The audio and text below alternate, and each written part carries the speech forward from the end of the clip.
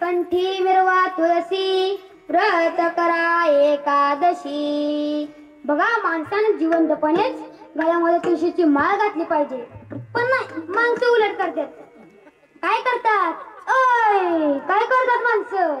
सोन्याच्या दुकानात जातात, सोन्याच्या दुकानातून 2 तोळ्याची सोन्याची माळ घेतात आणि त्याला तुम्ही काय म्हणता? Chain, locket. ती नुसतं घालत नाही, कॉलरच्या वर मिरवतात। तर त्याला नेमकं कोण पाहतात?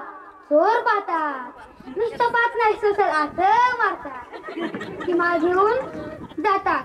तुळशीच्या माळेला कोणताही धोका नाही, त्याला कोण मारतही नाही आणि कोण चोरतही नाही। आणि चुकून गळ्यात हातात गेली, त्याला कळलं की तुळशीची माळ आहे, बिचारा मागे राहिला। आपण मेल्यानंतर आपल्यासोबत जाणारी एकमेव वस्तू ती म्हणजे तुळशीची माळ आहे, बरं का।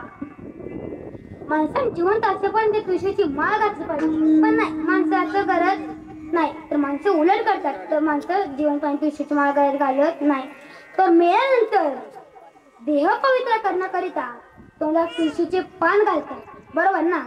पण माणसाने जिवंतपणे तुळशीची माळ घातली पाहिजे, पण मेल्यानंतर अख्खी तुळस जरी तोंडात घातली ना, तरी देह पवित्र होत नाही, कारण त्याच तोंडाने माणसाने कोंबड्या खाल्लेल्या असतात। त्या तोंडात तुळशीचं पान घालू नये, तर माझ्या मते त्या माणसाच्या तोंडात कोंबड्याचीच पकड घालावी। कंठी मिरवा तुळसी व्रत करा एकादशी। माणसाने जिवंत असेपर्यंत गळ्यात तुळशीची माळ घातली पाहिजे व एकादशी हे व्रत केले पाहिजे, बरोबर ना? व वर्षातून किमान एकदा तरी पंढरीची म्हणजे आषाढी वारी केली पाहिजे, कारण पंढरीची वारी आहे माझ्या घरी आणि कणा करी तीर्थव्रत। म्हणून माणसाने एकदा तरी पंढरीची म्हणजे आषाढी वारी केली पाहिजे।